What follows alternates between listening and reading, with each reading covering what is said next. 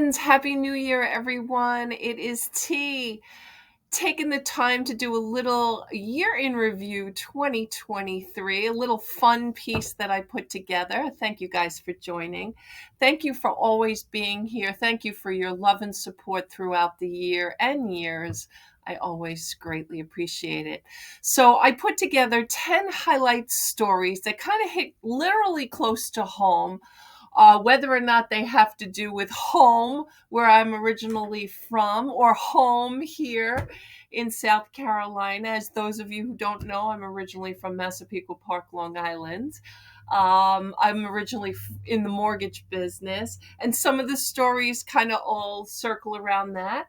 And I love politics, so we've put some stories in there as well. Just some highlights throughout the year, and let's watch it. Hope you guys enjoy it. Thanks.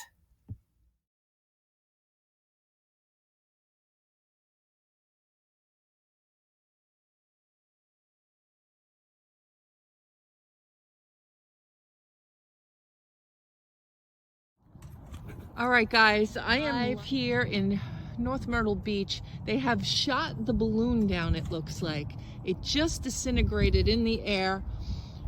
I'm at my house in Little River, and I just think they shot it down. They did, right when we were watching. Yeah. We just witnessed history. Oh my goodness. Look at all the lines in the sky from the fighter planes, probably. I guess I meant to get a picture of it just before, but that's all right. It's gone. It's blown up. Good riddance. Now we just have to hope there was nothing in there to affect the atmosphere.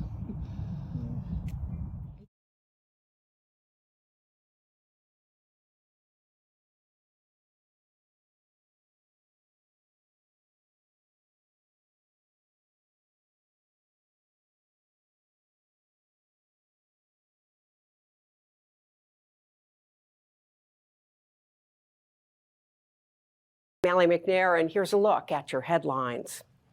Life in prison. That was the sentence given to Alec Murdaugh by Judge Clifton Newman one day after a Cullinan County jury found the disbarred lawyer guilty of murdering his wife Maggie and son Paul. Judge Newman handed down the sentence after inviting victims to speak in court.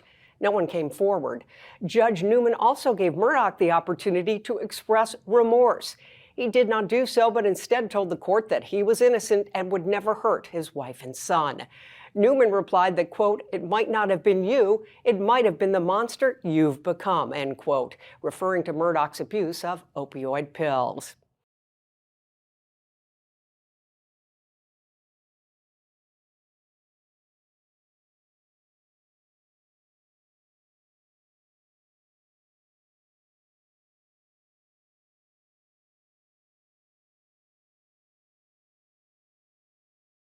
Breaking news alert.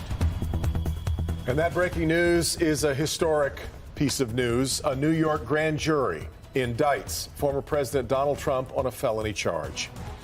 Good to have you with us. In the last 15 minutes, a lot here has developed as we bring you Local 4 News at 6. I'm Devin Skillion. I'm Kimberly Gill. This is the first time in American history that a current or former president will face criminal charges. We can now confirm Donald Trump's legal team has been told about the specifics of the indictment. Mara McDonald is live with new information on this story. Mara, what all can you tell us? Kimberly, what we know is this, that indictment has not been unsealed. That's not atypical in New York City. Typically, those judges keep those under wraps until the accused has their opportunity to appear in court for a first appearance. I want to show you some video right out of Manhattan right now. You can see they are starting to really beef up the security around the courthouse in New York City, and that's really where this is going to take place. The former president is going to have to show back up in New York City. He's going to have to be fingerprinted, go through what anybody else who accused has to go through, and then end up at that courthouse, which I can only imagine is going to be an absolute zoo the day that actually happens. Now, we don't know the specifics of what this indictment is. We know it's a felony and we know what it deals with.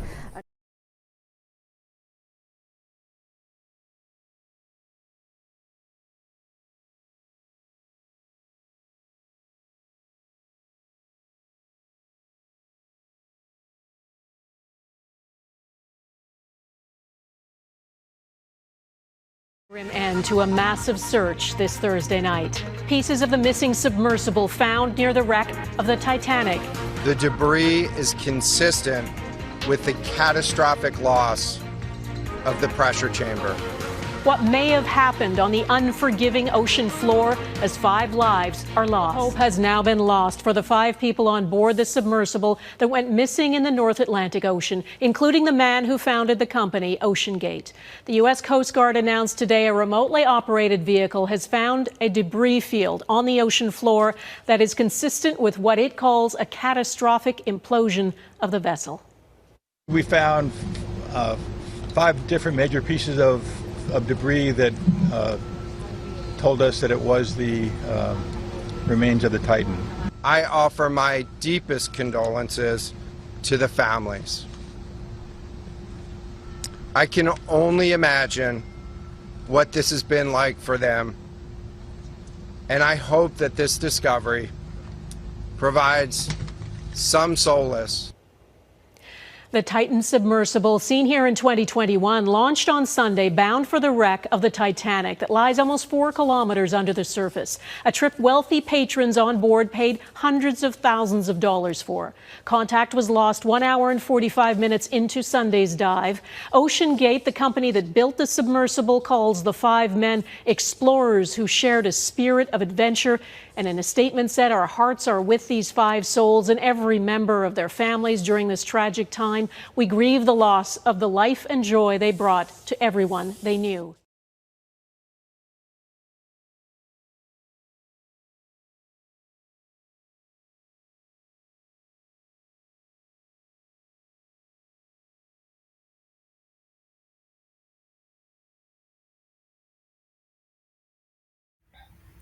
So ironically, while home on Long Island, July 14, 2023, became the arrest of the suspected Lisk, Long Island serial killer, Rex Herverman, shown here. He's accused of murdering 3 of the 4 what we call Gilgo 4. We'll talk more about this story on Monday as I start my Monday murders, and we will visit this story in more depth. This is 3 of the 4 Gilgo 4 that he is accused of killing. Here is his home, ironically 9 houses from my former home on First Avenue in Massapequa Park. I'll talk more about that, as well as his brother, who him and I went to school for 12 years. Nassau County's finest, Suffolk County's finest, and the New York City troopers on scene was able to record and get somewhat close. They had most of it blocked off.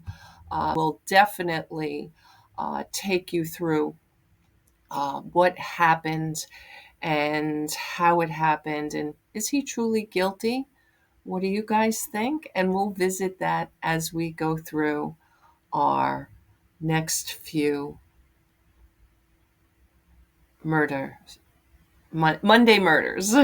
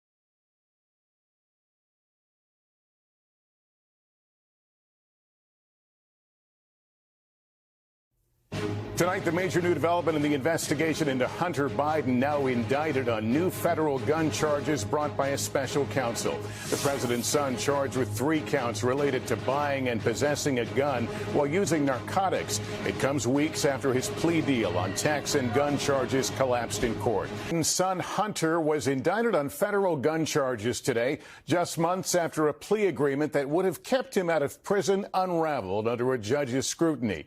Instead, tonight, the younger Biden facing 3 counts related to lying about his drug use when purchasing a firearm, charges that do carry the possibility of prison time. And Biden still facing possible indictment on tax-related charges. With the statute of limitations looming on the gun charges, special counsel David Weiss filing the indictment today. The criminal indictment of the son of a sitting president 14 months before the next presidential election, opening wide avenues of political attack for Republicans who have been investigating Hunter Biden and the legality of some of his business dealings.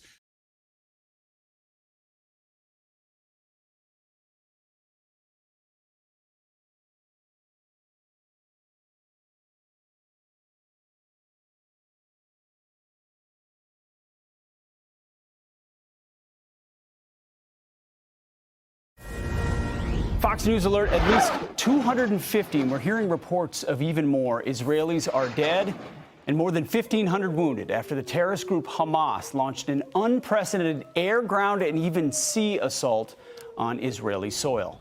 Israel responded with a large-scale counteroffensive on militants in Gaza City, and Prime Minister Benjamin Netanyahu declaring war, telling his people they will fight to win. Citizens of Israel, we are at war, not in an operation or in rounds, but at war. This morning, Hamas launched a murderous surprise attack against the state of Israel and its citizens.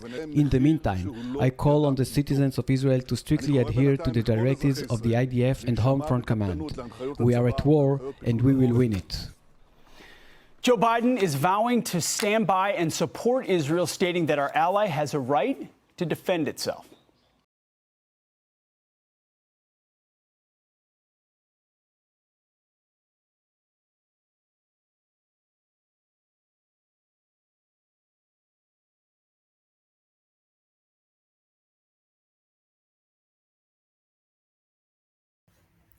And story number 10. T rolls out new calendar and agenda for 2024.